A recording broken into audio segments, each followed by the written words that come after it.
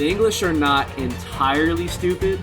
They know that a Schiltron, which is Robert the Bruce's formation, is a defensive formation. Well, Robert the Bruce has drilled his men in how to use the Schiltron offensively. So what the English think they're so clever, they start moving around the swamp to try and get around the back of the Schiltron.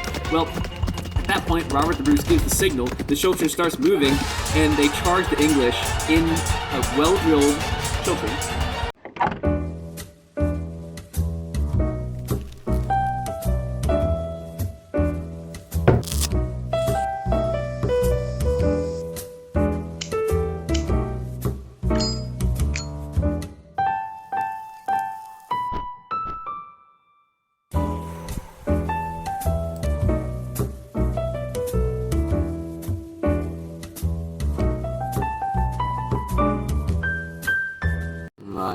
Good afternoon, History Puffs. I'm here with Brennan.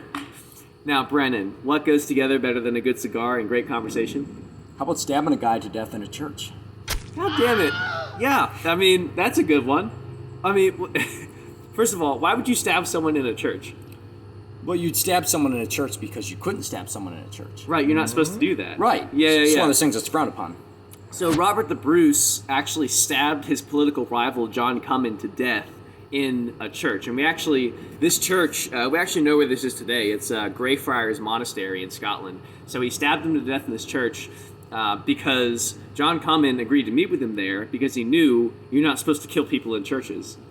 Right? Didn't much matter to Robert the Bruce. Didn't much matter, yeah. That was his political rival at the time, too. So he was only going to meet with him in a church, specifically because he knew that wouldn't kill him. He wouldn't kill him. But, I mean, you know. Is what it is. Wait, what are they saying? Pirates of the Caribbean? It's like they're just guidelines. They're more yeah. they're just guidelines. All right, so how do we get to stabbing people in churches? Well, we're going to take us back to the year of 1786. So 1786? Sorry, 500 years prior. 500 years 1286. 1286. Okay, so in 1286, the King of Scots was Alexander III. And Alexander III died without a good heir. He had that's bad news because if you die without an heir, like who takes the throne? Exactly. He had one daughter. He had one daughter. She was 7, and she was 3. She was 3 years old. So there was a group of guys appointed called the Guardians of Scotland to see that she grew up and developed into a leader. Unfortunately, she died. So she actually was in Norway at the time. And so on the transition from Norway to Scotland, she died in travel. Like, travel was dangerous back in the day. Mm-hmm. I mean, there's bandits and also, like, diseases and stuff like that. Right. It's very dangerous. So she dies on the way. Now there's no heir to the throne. Right. So the Council of the Guardians of Scotland, as they were called, they call upon King Edward I of England, a.k.a. Longshanks, because of his height. And they ask, hey, buddy, we need some help here. Can you mediate this? So he says, okay, I got you. So he starts a period. When they say mediate, like, he wanted Scotland. Oh, he wanted Scotland like a puppeteer. Oh, yeah. England's like the big dog right here, and England is like the United States, and then Scotland's like the Native American territories. Mm-hmm. Like, they're going to conquer it at some point. They just need an excuse. Sure. Right? Yeah. So Longshanks starts a period called the Great Cause, and this was a search for the King of Scots. And this goes on for about 2 years. And there were 2 prominent figures who really dropped their name in the hat. There was Robert the Bruce. Yes. Who is our title of this. That's the title of the video. Exactly. He was born in 1274, so he's still a young man at this point. He's only like 18, right? Yeah, something like that. And he wants to be king. And there's another man called John Balliol. And John Balliol was eventually chosen by Longshanks because he can control him. Right. He's manipulable. He wanted to put him there because he knew he was a yes man. Right. He's going to serve the crown, for whatever we want. So obviously you're going to put John Balliol in charge because Robert the Bruce wants Scottish independence. Loose cannon. We don't like loose Scotland's ends. not a country at this time. Not an independent state. Right. So. Yeah, this goes on.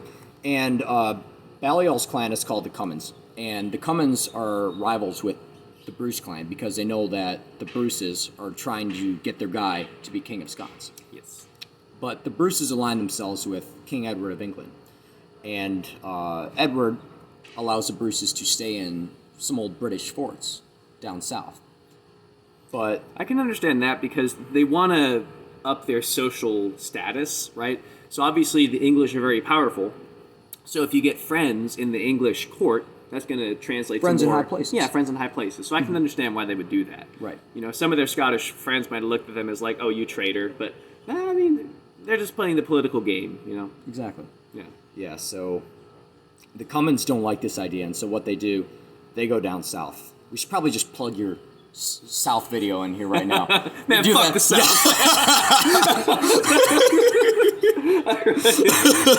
Yeah, I do a lot on my channel. But Yeah. it's your fault, all right? All right.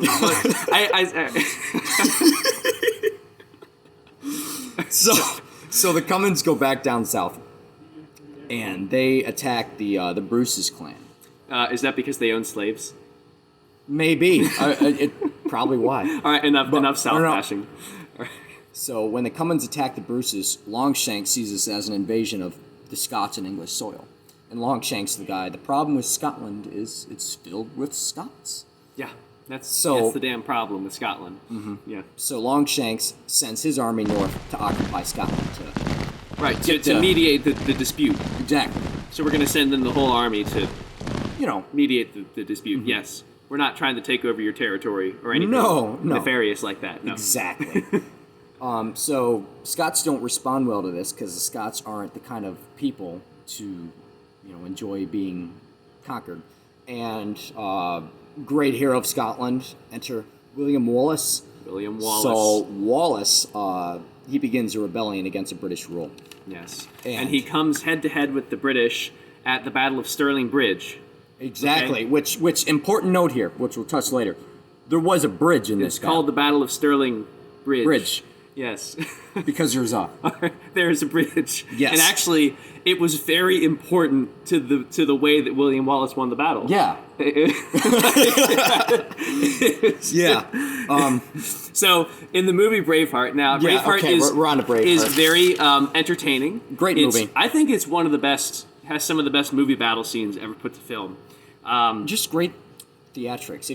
If you're not crying by the end, something wrong with I know, you. phenomenal. It deserves all the Academy Awards that it won. But we have a couple of quotes about Braveheart. We do. From critics. So, some critics have said that Braveheart is a film that almost completely sacrifices historical accuracy for an epic adventure. There's a lot of commentary on the Scottish wear of kilts. I don't believe that they were even wearing kilts at the time. Their kilts are made of a pattern called tartan. It's plaid. not flannel. It's tartan, right? Yeah. And so what you mean is Scottish people didn't wear kilts yet, in their history? Like you're saying kilts come later? Especially not in the tartan fashion. So each clan, a lot of associations, like you might find that if you live in Chicago, your fire department's got its own tartan registered with Scotland, but each clan has their own tartan. And the way they wear them in the movies, they've got them all weird, and it's not to the time period. And someone said the inaccuracy of the wear of Scottish kilts is comparable to a film about colonial America showing the colonists wearing 20th century business suits, but the jackets are backwards. And the Irish historian commented, the Battle of Stirling Bridge could have done with a bridge. Could have done with a bridge. Yes, and there's a scene in there, another gets the waterworks going, where they're playing outlawed tunes and outlawed pipes, William. But bagpipes were not introduced to Scotland at this time. The Scots didn't have bagpipes, and bagpipes were never actually outlawed in Scotland. And Okay. I didn't know about and that. so William Wallace is the main character in Braveheart. But the term Braveheart is actually associated to Robert the Bruce. Yes, and Yeah. that's why this video is titled "The Real Braveheart." Yeah. Yes. So let me go ahead and talk about the battle order of Stirling Bridge. Okay. Because this is the first time they come head to head with the English, and the Scots win. This is a big blow on the English. So what happened was you have two sides of a river. The Scottish are on one side, and on the Scottish side, there's actually some elevation change. If you've ever been to the real place, I've actually been there. You can see the elevation. So what William Wallace does is he hides his spearmen and bowmen behind the elevation so that the English can't see them. And so what they do is that the English start crossing this bridge. You can only fit 2 horses abreast across this bridge. So they start taking their cavalry across the bridge, and then when enough Englishmen cross the bridge, that they will commit their point of no return. So this is the point of no return. So then all of a sudden, William Wallace's men stand up, charge the British. They absolutely start slaughtering them. The pikemen just decimate the cavalry, push them across the bridge. It's humiliating. William Wallace wins. And I think the bridge even collapsed at one point, using even some painting. But Still standing today.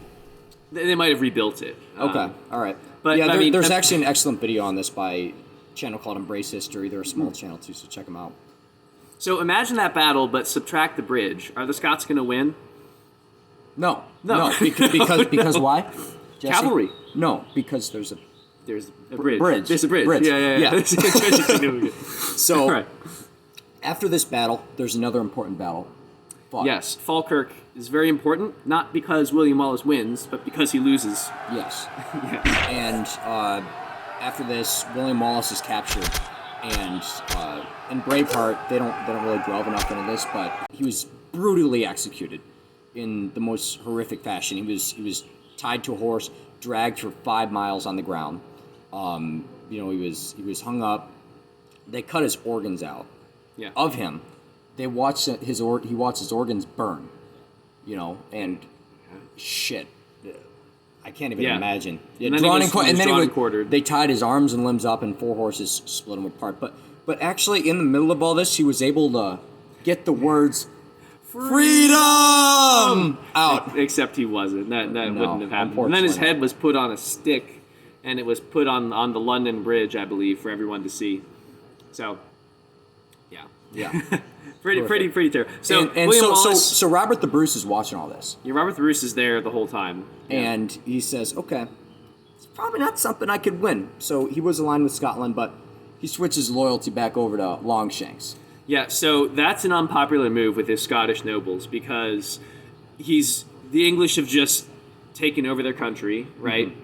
And so now he's allying or swearing loyalty to Longshanks. But what they don't realize is that he's playing the political game, right? He's trying to sort of win friends in high places again. So, anyways, he becomes an ambassador over to England to gain influence. And then back in Scotland, we have the Comyn clan that we mentioned earlier. They're in charge in Scotland while the Bruces are away.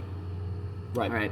And so while they're in charge, Robert the Bruce, what is he asks John Comyn to stage a rebellion? Yeah. So Robert the Bruce, he's I believe he's still living in the English court at this time back in England. Yes. So he tells John Comyn, I will give you all of my family's Bruce land in Scotland if you support a rebellion in which I become King of Scots. And John Comyn says, okay, sure, I'll take that deal. But what he does, he lets Longshanks know this. And when Longshanks hears about this, he's furious. So Bruce has to, flee the English court. But he invites John Comyn to a civil meeting inside the church. And the only reason why Comyn agrees to meet is because he knows. So Bruce is a big guy. This is a warrior, right? Mm-hmm. Comyn is he grew up a cat. He's not a big guy, right? Yeah. He knows he's not going to beat Bruce in a fight, and he knows Bruce wants to kill him. So he says, the only place I'm going to meet you is a church.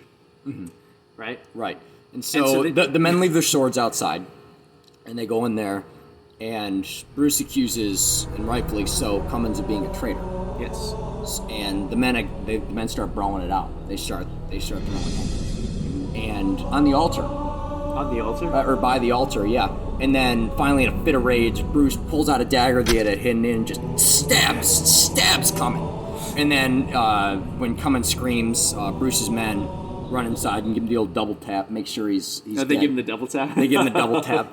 And, after things kind of settle, Bruce realizes, what have I just done? It's like, oh no. I just killed a dude in a church. And not just any guy. Not just any guy. He was one of the most important men in England. He was the ruler of Scotland at the time. So now we have another succession crisis, right? So now it's his hands are tied. Bruce's hands are tied. Mm-hmm. How he has to rebel against England. Right. So, but he goes. He need to clear up what he just did. So he goes to a bishop that he knew in Scotland, a guy named Robert Wishart. And Robert Wishart, he asks him, "Hey, bishop, need a little help here?" And he's like, "Okay, what have you done?" "Well, I kind of murdered a guy on the altar." But Wishart said, "Hey, fam, it's all good. Water under the bridge. And you know what? Let's go ahead and make you king, brother." 10 Hail Marys, 20 Lord's Prayers. Yeah. How about a crown, too? On the Yeah, we'll It's throw all him the good. crown.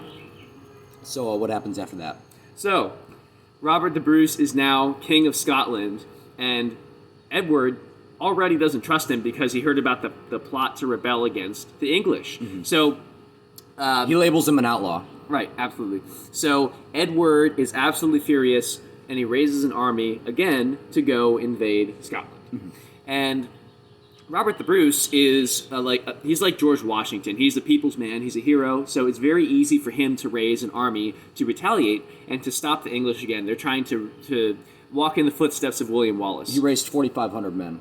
Yeah, which again, 4,500 men is a sizable army at the time. Now, the English obviously have a larger army because they're the English. They're more powerful. Yeah, and size matters in warfare. Yes. Yeah. Yeah.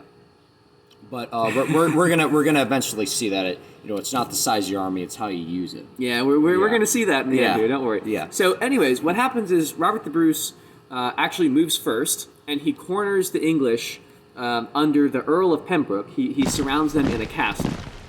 And when he surrounds them, he expects to be treated under the codes of chivalry. And what the code of chivalry dictates is that you can avoid a battle by defeating its leader in individual combat. Right. But we know this isn't true because the Prince of Wales, Edward's Longshanks' son, who was leading the army, he was flying a dragon banner, and that meant codes of chivalry don't apply. Did Robert the Bruce not see that, or did he not know? I don't know. I wasn't there, but Yeah, I guess. Maybe he didn't know what the dragon meant, but Yeah. the reason why they didn't regard him as chivalrous is because he's an outlaw. He's not a knight. He's not a noble. Right. He was a Scottish noble, but No that remorse. that means nothing to the British. So, what happens is the Earl of Pembroke gives some poor excuse. He's like, it's too late in the day. I can't fight you. Let's do it tomorrow. So, Robert the Bruce still thinks that he's under the codes of chivalry. So he just goes and makes camp next to the castle. Doesn't really set up a picket guard or anything like that. He's just chilling. He's thinking that they're going to do combat the next day. Well, the English decide to do combat that night. Unbeknownst to Robert the Bruce, they raid his camp, they ambush him, and they kill basically his entire army except for 500 men, which they escape somehow along with Robert the Bruce. And so now Robert the Bruce has lost his army, he's lost a lot of support, and he doesn't really want to do that again because he knows the English are stronger, they have more men. Sure. So he starts... he turns to guerrilla warfare. Yes, or whatever the equivalent was Unconventional at the time. tactics. Sure. And eventually what happens, he has time to gather some more men, and when the English come for him again, it's at Loudon Hill. And between Loudon and this, he's raiding English settlements, like burning their houses, things like that. Small little raids just to harass them. Important note here: Longshanks dies. Yes, He's an old man, and the Prince of Wales, his son, is crowned Edward II, King of England. But he has to go back home, make sure his supremacy is secure, and this gives time for Robert the Bruce to build an army. Yeah, there's a long history of emperors or kings who are on conquest having to go home to settle disputes at home, and that's always when the invaded mobilizes and organizes against you. So another repetition of that. So when the English come for him again, it's at Loudon Hill in Carrick, Scotland. But they have a different plan this time. What they start doing, the Scots start digging traps, like Vietnam War era stuff. And they dig pits with spear spikes hidden underneath, and they just cover it with some twigs and some dirt and some leaves. So when the English heavy cavalry come riding in, horses just start disappearing, and they fall down these pits. You're just riding in. Go, buddy. Reminds me of that scene from War Horse, and the guy's looking around and all his buddies just getting capped by the Germans, and. But anyway, so the cavalry that does get through, You want to delve into this a little bit more, like the tactics? Well, the Scottish were formed up in what's called a schiltron, which we'll get into in the next battle after this, which is a defensive spear formation. It's like a porcupine formation. And the English think they can just, run through this because they're these heavily armed cavalry, but they find out very quickly that that's not the case. Yeah, it's not the case at all. So, English go back with the tail between their legs. Yes. And during this time, they've still got men stationed in Scotland. But English are very predictable during this time. They get all their men out there to the forts in the summertime. They're kicking it back. But in the wintertime, who wants to be up in the north? So they go back down south, leaving the garrisons lightly defended. Yes. And that's where Bruce comes in. Yes. And he notices the pattern. Yes, Sometimes they're even undefended, too, And so he notices So he that... says free real estate. Yeah, absolutely. Yeah. So he just waits until the wintertime to retake castles, and he does this for like 5 years in a row. He just goes and takes back the castles in the wintertime, unresisted, and the English don't actually do anything about this. Like, you'd think they would notice, what time of year is he taking our... He conveniently starts taking the castles in the winter, and then stops in the summer. Maybe we should... But they don't ever learn from that until he starts invading English soil at Stirling. Yeah. Then they start catching on. Yes, and Stirling is now the last stronghold that the English hold on to. Yes. To fight the Scots. They don't want to lose this. So the commander of the fort says, "You need to relieve me soon, or I'm going to surrender this fort, because I don't want me and my men to die." And Edward II goes up there, him and his army. So this is the biggest army yet. 20,000 men, which, I get it, in modern military history, 20,000 casualties are sometimes had in a day of battle, right? Yeah. But back in this day, 20,000 men was huge. Huge numbers. Huge army. Because it's proportional to Well, the this is population. before drafting, right? This is Right. before nations. But also, it was just fewer people back then. Armies cost a lot of money. Armies cost a lot of money. Yeah, and right? so that's one of the reasons why the British went home in the winter, because guys got to get paid, Yeah. right?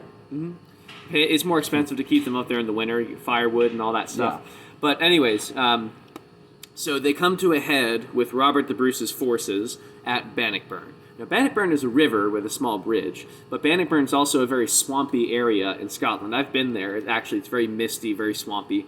At this point, Robert the Bruce has about 5,000 men, and the English have 20,000. So 4-to-1 odds right here.